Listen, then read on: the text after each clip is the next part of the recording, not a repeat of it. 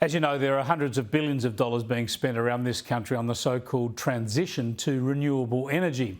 Hundreds of billions of your money has gone directly from governments in projects, subsidies, loans and tax breaks, and hundreds of billions are being spent by private companies who are going to recoup their money, their investments from you. They already are, through soaring power prices.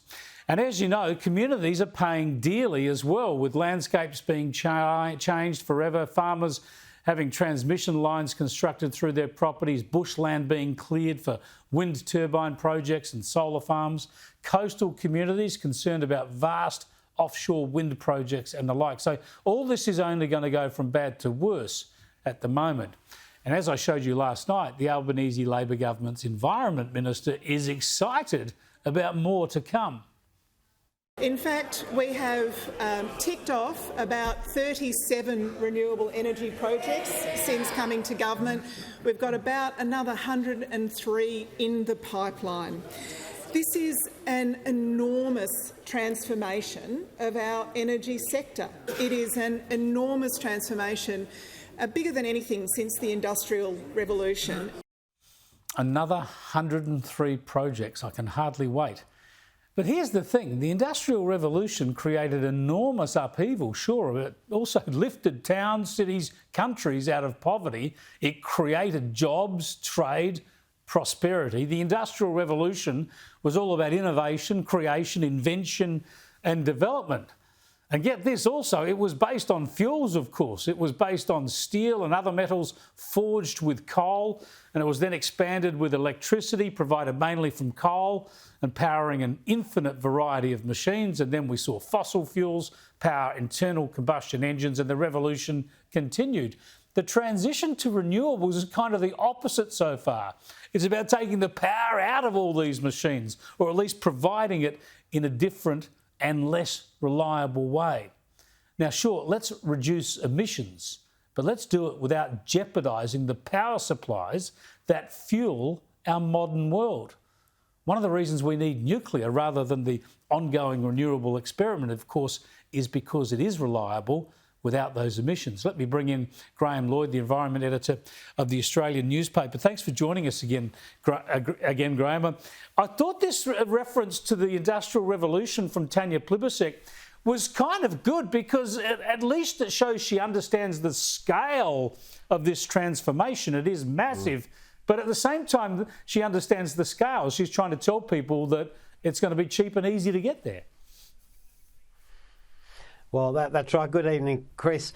This phrase about the Industrial Revolution being equivalent has been around for some time in the sort of climate change area.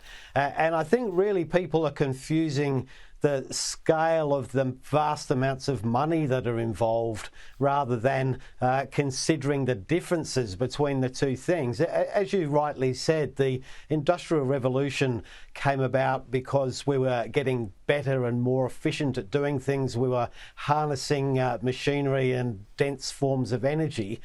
So you reduced your unit cost and you increased your capacity to achieve. The renewable transition thus far is trying to harness a much more diverse density of energy and is, its promise is going to reduce costs, but the evidence of that hasn't come through.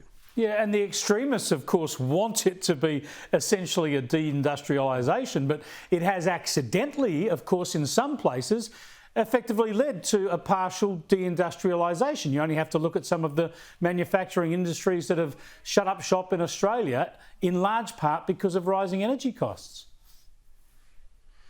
Yeah, that's right. And certainly there was a big conference last week in Australia where really this view that, look, the 82% renewables agenda is running off rails has gone from being on the fringe to being the thing that everybody in the industry is talking about.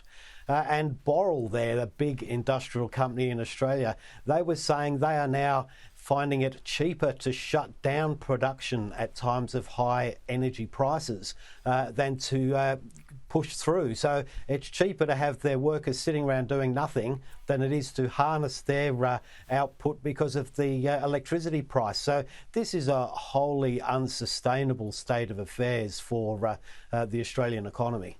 Yeah, now this national electricity market can be pretty complex, and I think a lot of the politicians and leaders hide behind the complexity, but they keep telling us that as they build out the additional renewables and additional transmission, that'll fix up the supply problems, we'll get more reliable power and it will be cheaper. When you look at the costs and adding another 103 projects yet to go and all that transmission to connect it all, is there any way at the moment that we can foresee a time in Australia where we have energy that's reliable, no warnings about blackouts in the summer, and where prices are going down? Is that foreseeable yet? Well, I don't think it's foreseeable in the near future, Chris, that's for sure. And there's a few things to say about all this. I mean, Tanya Plibersek is making a virtue of the number of projects that the government has signed off. But the truth is the level of commitment to invest in those projects has fallen to a very low level. There are less project starts now than there were at the time of the Morrison government. So really the system is gummed up because people are waiting for transmission lines and other things to be put in place before they can proceed. So the glaring issue at this point in time is the difficulty in delivering what's promised or what's hoped for. And unfortunately, that's about more than simply money. These are big projects to negotiate through and to get agreements and commitments. And that is proving much more difficult than certainly the government had anticipated. Thanks so much for that analysis, Graham. I appreciate it.